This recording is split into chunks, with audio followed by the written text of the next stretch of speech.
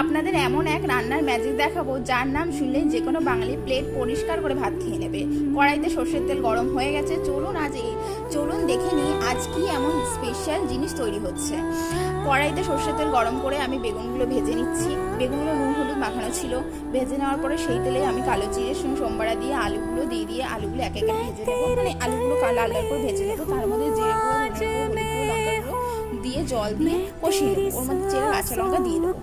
আর এবার সময় এসে গেছে আমাদের এই রান্নার আসল মহারাজের এন্ট্রি দেওয়া, যাকে ছাড়া বাঙালি রান্না কোনো গল্পই সম্পূর্ণ হয় না। হ্যাঁ, আমাদের নিজস্ব অহংকারের ইলিশ মাছগুলো এই ঝোলের মধ্যে আস্তে আস্তে দিয়ে দেবো।